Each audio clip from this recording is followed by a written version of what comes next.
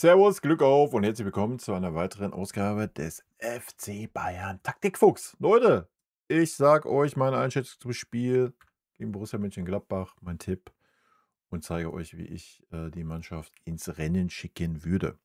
Ja, meine Einschätzung, letzter gegen erster, Gladbach, ja, erwartet schwach, vielleicht nicht sogar noch unerwarteter schwach. Ich meine, ich habe Gladbach als Absteiger getippt vor der Saison, dass sie aber so schlecht in die Saison finden. Ja, ist halt, wie es ist, ja. Nicht unser Problem am Ende des Tages.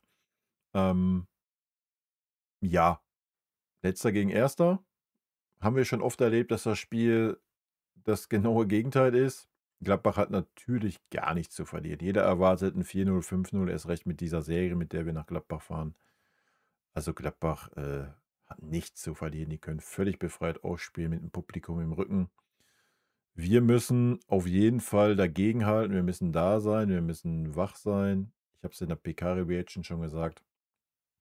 Der kleine Vorteil vielleicht, dass es Gladbach ist. Man wird immer noch so ein 5:0 im Pokal im Hinterkopf haben. Es ist immer noch ein großer Name. Es ist ein Stadion mit viel Stimmung.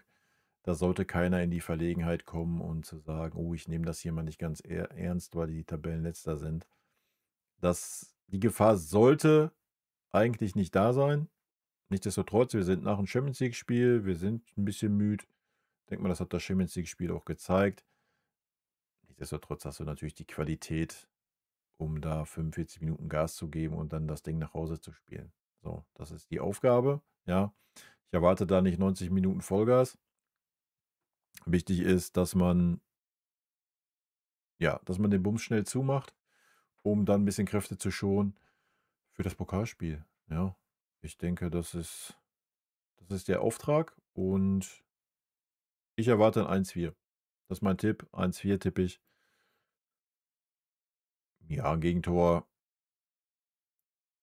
Standardsituation, irgendwas, gestehen wir Gladbach mal zu. Und ich bin gespannt. Ja, also alles, was ich ergebnistechnisch bisher gesehen habe, die Saison von Gladbach, stehen die nicht gerade sattelfest hinten.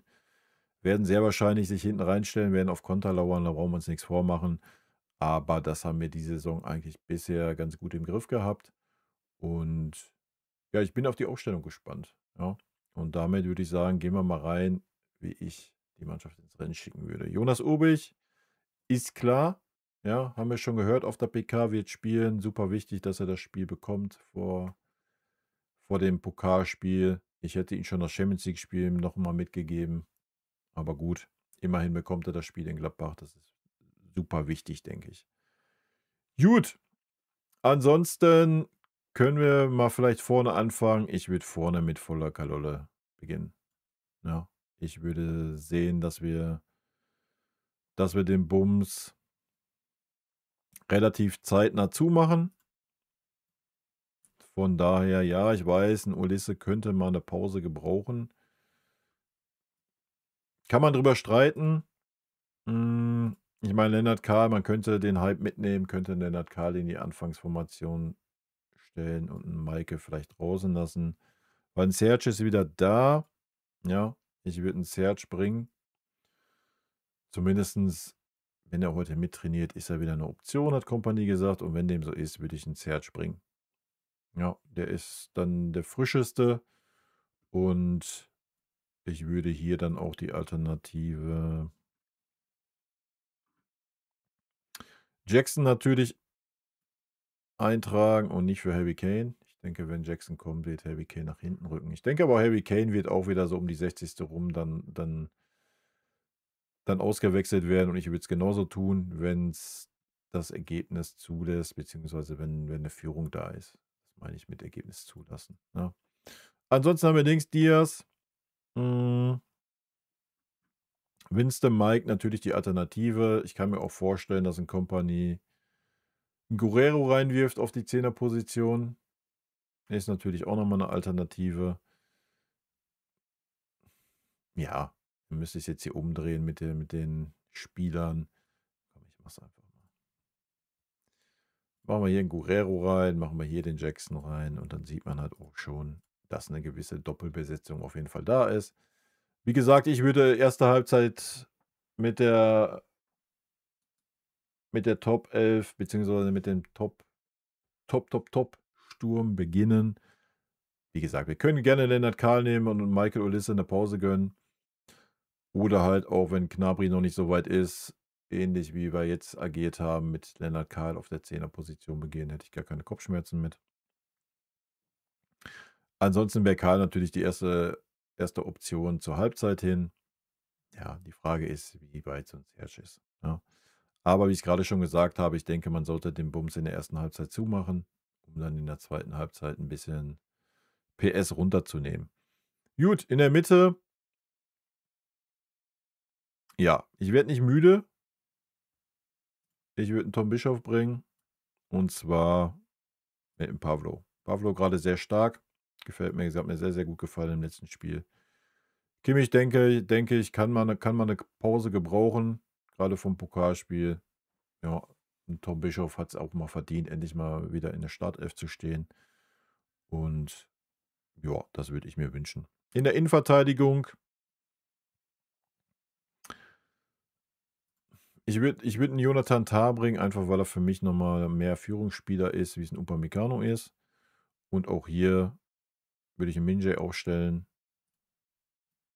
Upa mal draußen lassen als Pause. Man kann dann Upa für einen Tah bringen, zur Halbzeit oder zur 60. rum. Ja, dass er auch nicht ganz raus ist und Jonathan Tah auch mal ein bisschen Pause hat. Dasselbe natürlich hier. Ja, auch hier kannst du natürlich dann sagen, komm, ich bringe irgendwie zum Ende hin nochmal einen Kimmich, wenn es sein muss. Ja, aber ansonsten würde ich einen Kimmich mal draußen lassen. Leon Goretzka ist für mich nicht mehr wie ein Einwechselspieler diese Saison und ja, da muss er dann auch mal ein bisschen mehr Fokus kriegen. Die bisherigen Einwechslungen waren auch so mittel, um es mal human auszudrücken. Gut, Außenverteidiger-Posis. Wir haben Stani wieder da.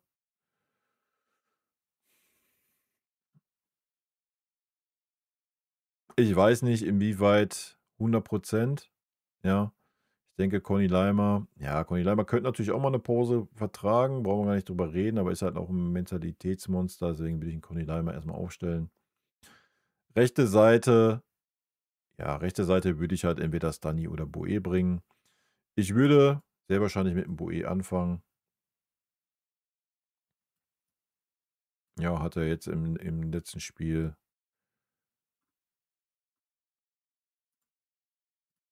auch nicht ganz so stattgefunden. Von daher sollte er auch noch frischer sein. Und erste Alternative für beide Posis natürlich Stani, so keine Frage. Und ja, wenig überraschend, denke ich, abgesehen vom Bischof vielleicht. Und für den Serge, wie gesagt, über den Serge kann man reden. Wir können auch Lennart Kahl in die Mitte stellen. Vielleicht sollte man den Hype um Lennart Kahl gerade mitnehmen. Keine Ahnung, ist schwer von außen zu beurteilen.